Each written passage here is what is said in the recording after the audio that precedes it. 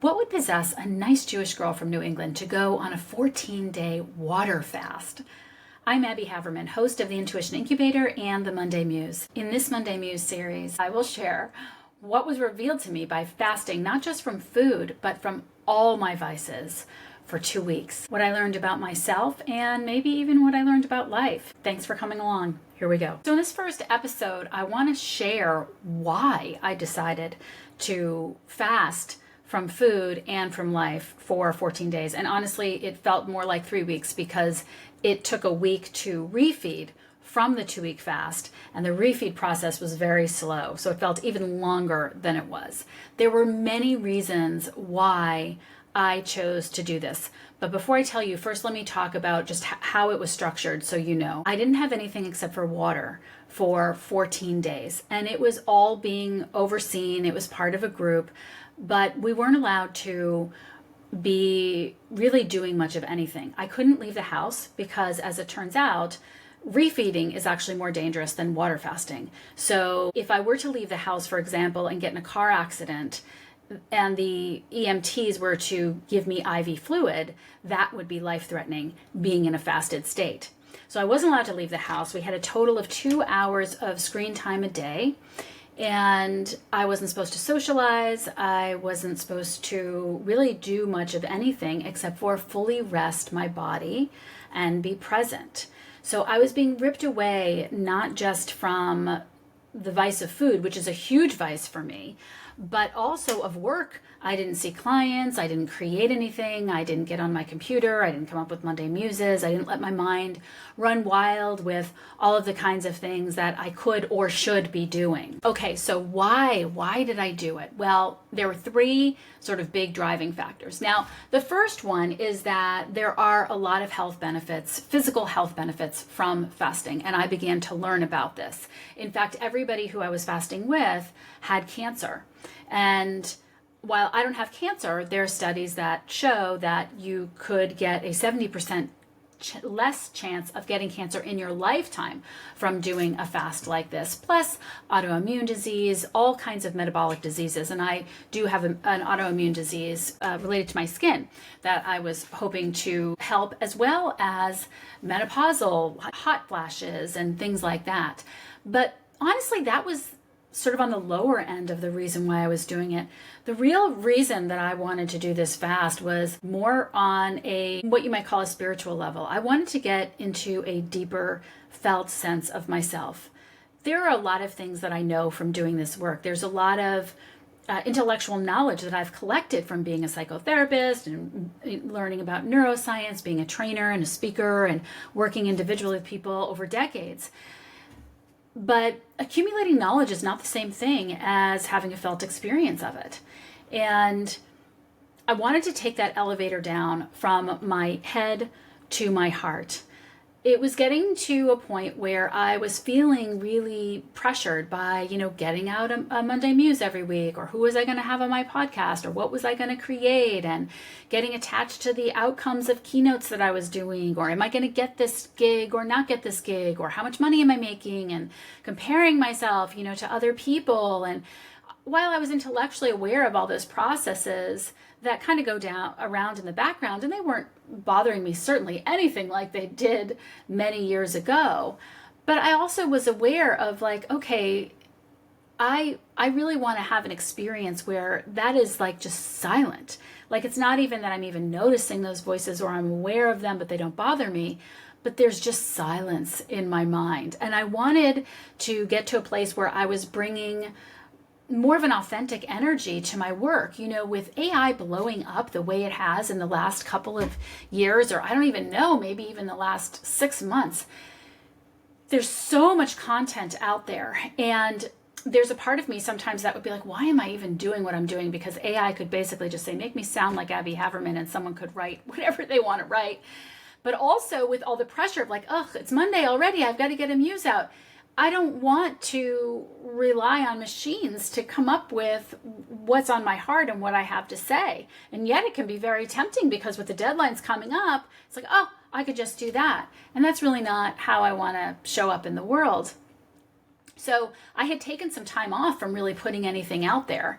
And during this fast, I had the opportunity to take 3 weeks off of everything, clients, work, everything, and have this chance to see what I could find, this deeper sense inside myself. And the third reason that I really wanted to do this fast was because I learned about it. I had a podcast guest, Dr. Katie Deming, on a few weeks ago, who leads people. She's an oncologist, non-practicing in traditional medicine, but now she helps people heal themselves with cancer using water fasting. And I remember talking to her on that episode, and ever since I learned about water fasting, I had a absolutely visceral reaction. I will never do that. That is not something I will ever do. The idea for me personally of being without food or not being able to eat is absolutely terrifying. I think about lunch when I'm having breakfast, I think about dinner when I'm having lunch, and then I think about what I'm going to eat after dinner. And it literally drives my day.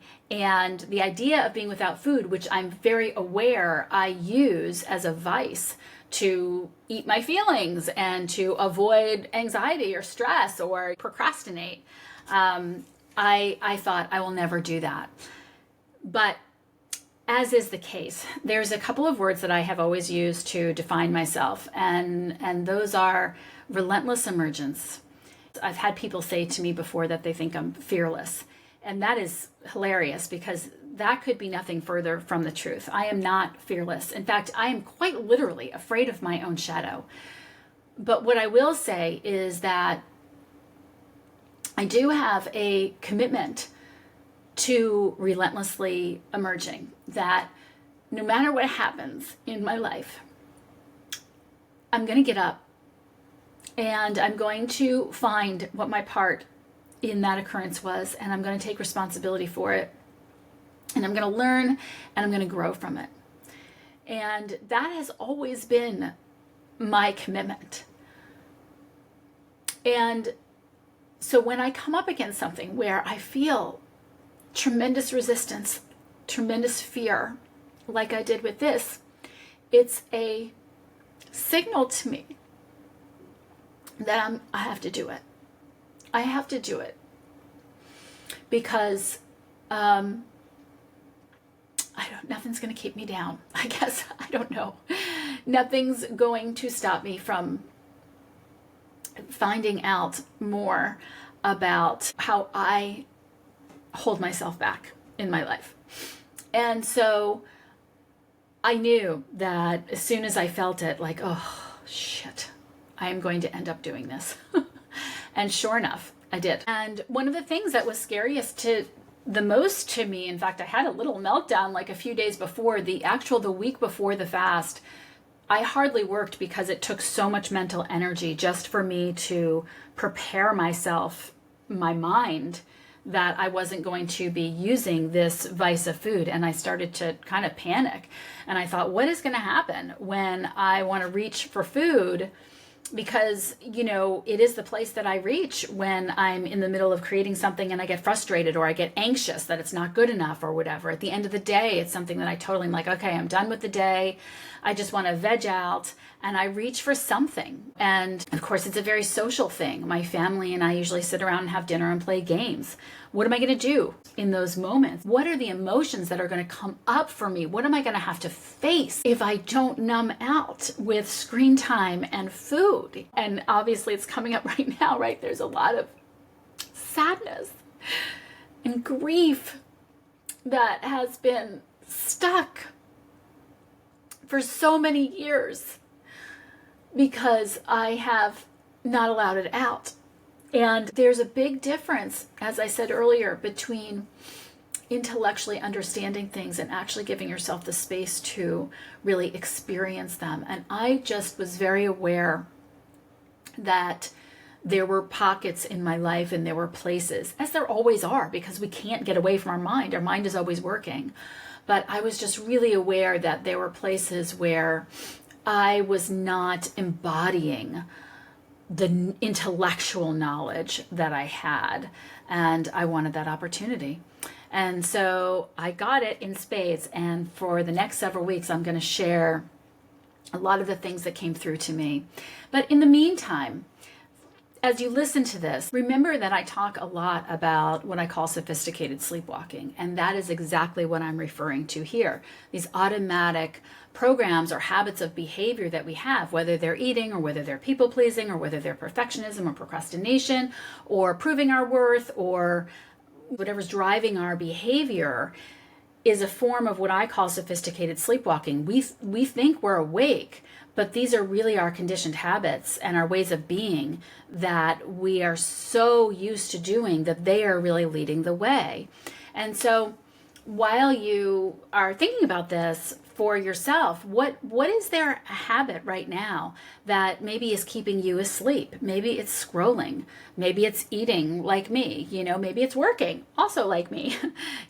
What might you think about removing from your life, even for like a day or a couple of hours?